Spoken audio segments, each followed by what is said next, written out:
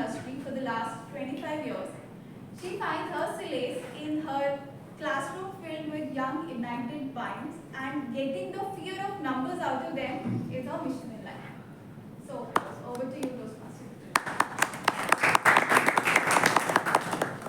Good morning, everyone. I'm Ruchira, the General Evaluator for today.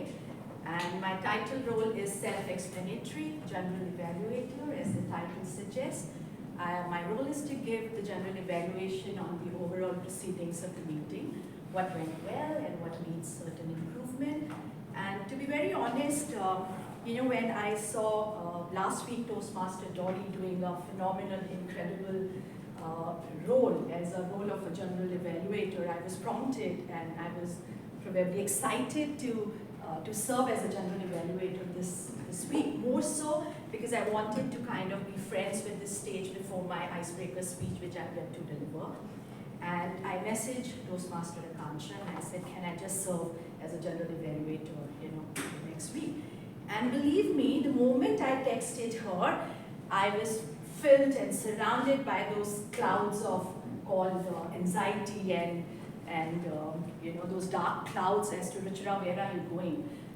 More so because relatively I'm new to the club. I just joined in the month of April, and I was left with that sigh of relief when that thought crossed my mind that Ruchira, don't worry, we are not, because you have an excellent team who will be assisting you in evaluating today's meeting. And here allow me to invite, apart from the evaluators who will be evaluating the prepared speeches, I have what I would call a tag B members, my auxiliary role players, starting with our counter, who is Toastmaster Divya, and she'll throw some light on her role as for how you can be more awesome rather being awful.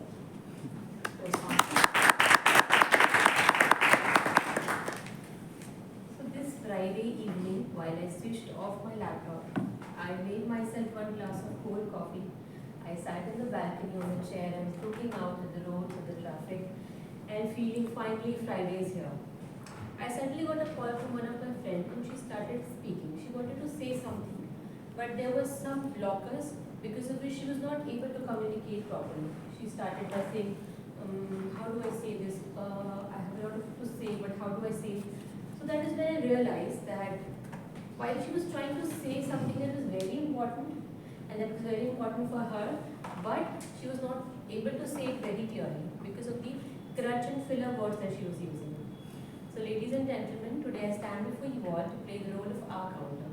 As our counter, my role is to keep track of all the clutch and filler words that we use, like so, like, but, and any unnecessary repetitions that you make, like I mean, so, but, and any long pauses or short pauses that is not required in the speech. And I'll present my report at the end of the meeting when called upon by the general evaluator. Thank you for stating your role and to emphasize the importance of very rich vocabulary and the correct usage of grammar. Join me in welcoming Toastmaster Ajay, who is the grammarian for the day.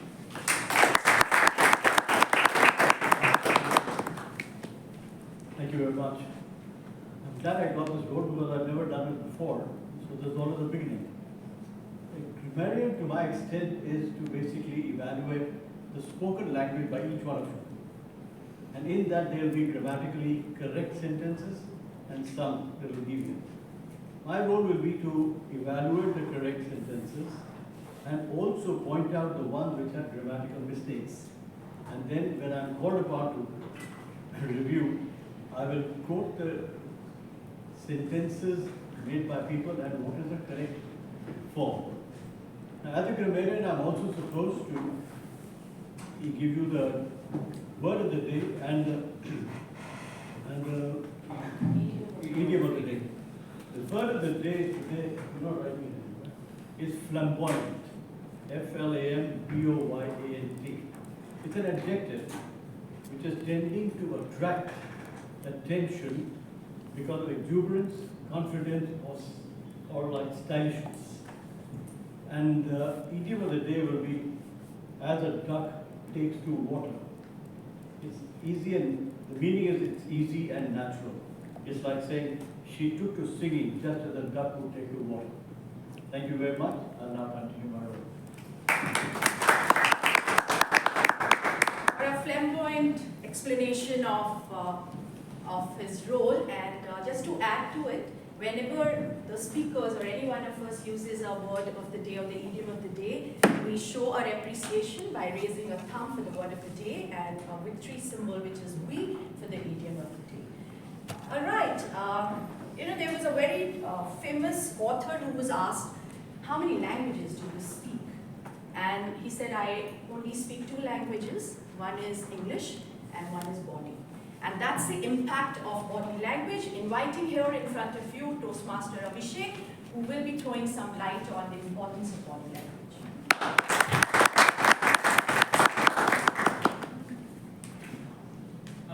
Good morning all and happy Sunday.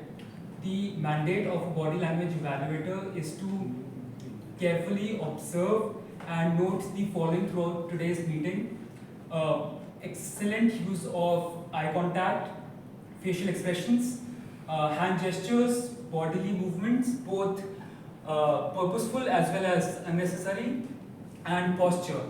And to drive home the point of the importance of body language and effective communication, I would like to quote a research done by a renowned body language expert called Albert Merriam. His research revealed that if communication is of 100 parts, 7 parts are to the spoken word, 38 are to the tone of voice, and a gargantuan 55 parts are body language. And with all due respect to the other evaluations that will happen today, I would nudge you to pay closer attention to the 2 to 3 minute report I'll present during the evaluation section when called upon to do so. Thank you.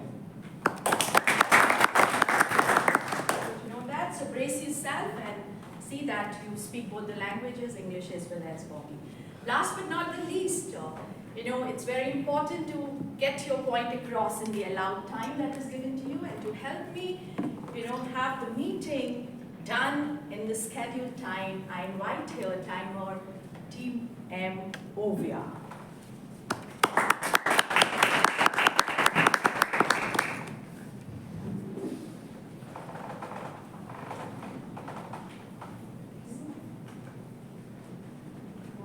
Toastmasters and guests. I'm the timer for today, equipped with my timing cards. The color green we can often associate to nature, tranquility, and calmness, much like the concept of white. The color yellow, at least its pastel tones, can evoke a sense of comfort, whereas its brighter hues can capture and hold one's attention. So it's a middle ground between quiet and loud. The color red is universally known to be a color of excitement and alertness. And in its brighter tones, it is often stimulating and can even increase one's heart rate. This parallels the concept of loud. So with these colors, I'll be showing us all, or helping us keep track of time throughout this meeting. For the table topics, the timing sequence is 1 to 2 minutes. I'll be showing the green card at 1 minute, the yellow card at 1 minute 30 seconds, and the red card at 2 minutes, after which a grace period of 30 seconds will be allowed to wrap up your speech. For the prepared speeches, the allotted time is 5 to 7 minutes. The green card will be shown at 5 minutes, the yellow card at 6 minutes, and the red card at 7 minutes, after which there will be a grace period of 30 seconds to wrap up your speech. So I encourage everyone to pay attention to these quiet and loud signs to help you pace your speech effectively. Thank you. Thank you, Master Ovia, so well explained. And we'll be back with our team to present the overall evaluation of the meeting. All the best to all of you. Here's to a great start. Handing over to the Toastmaster of the day, Toastmaster Vishal.